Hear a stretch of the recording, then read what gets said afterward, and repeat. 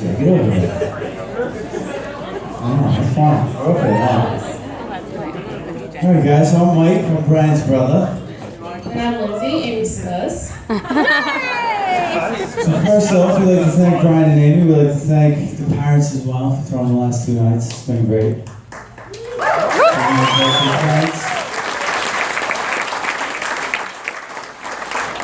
also want to thank everyone for traveling. Yeah, especially the River Rats. Yeah, from Riverside.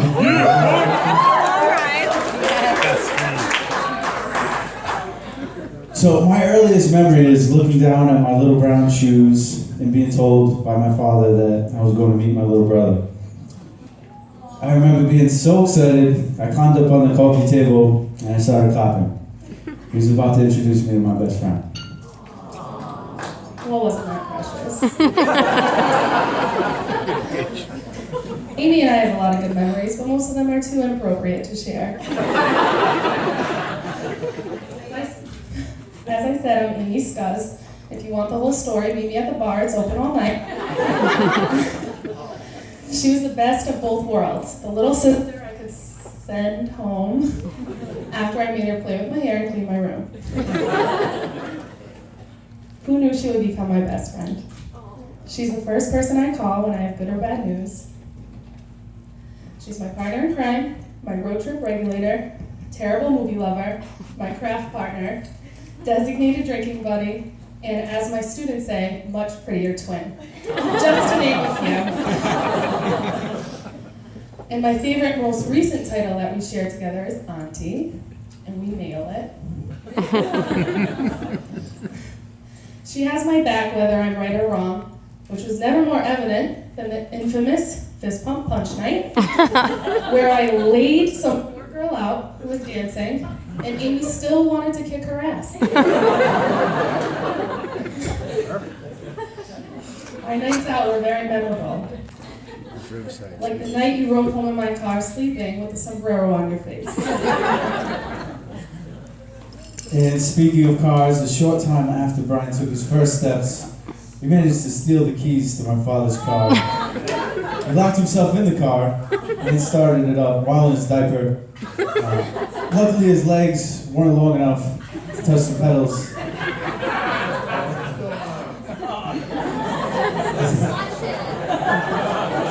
However, his legs were long enough to walk across the street, lock himself in the neighbor's car, and mirror.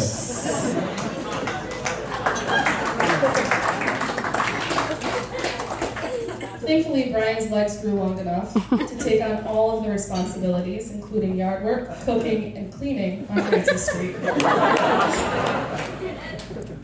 But don't let Lindsay fool you. While Brian may be housebroken at Francis Street, while camping, he didn't hesitate to down a fifth of McGillicuddy's and assure me that he was not peeing on his own tent while he was in fact attempting to pee on his own tent.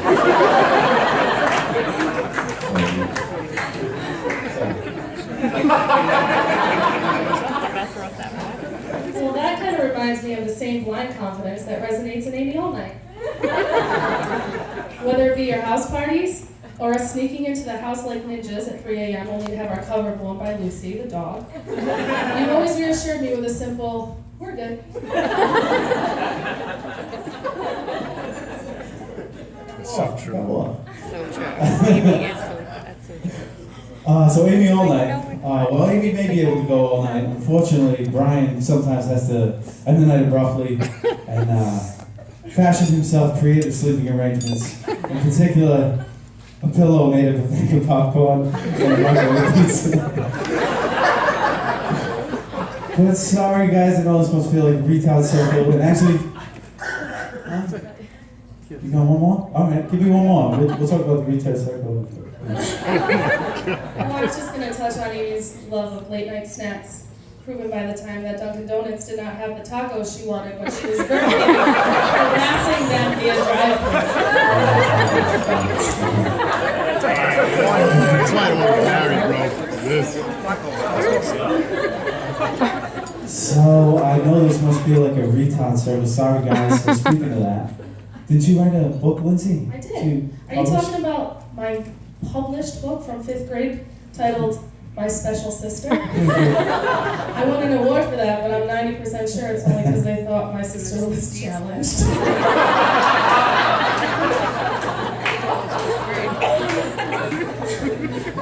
But now I want to talk to Brian for a minute. I need to share my perception of your love story with my sister. And I have to give a little history. I've known Brian a little longer than Amy. And I'm not going to mention any names, but someone nicknamed him and his brother Mike.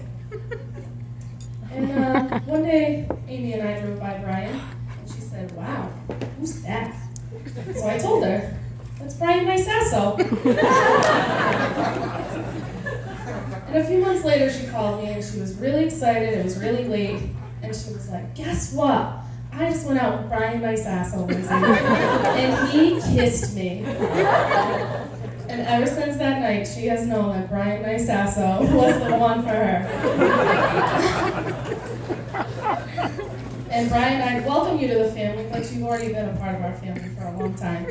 You put up with our craziness, and 80% of that's probably me.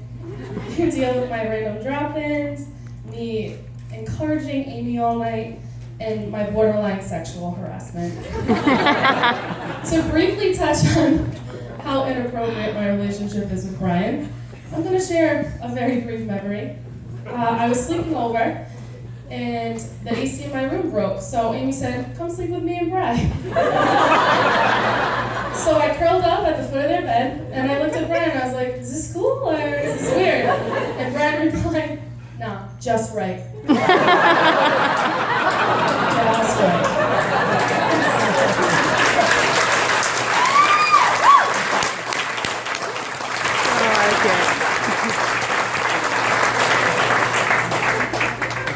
And all joking aside, all the comical things that Brian's done are nothing in comparison to the selfless acts that he does every day as a man. I've never met anyone like him. He earns the trust and the loyalty of everyone he meets. When I was throwing together his bachelor party, I called 20 guys and I told them all we were going to camp in the rain. Told them it was going to be 40 degrees. I told them, it was going to be rough. Asshole. But not a single complaint from any one of the guys. They all just had the same response. If we're going out there for Brian, you just tell me where I need to be.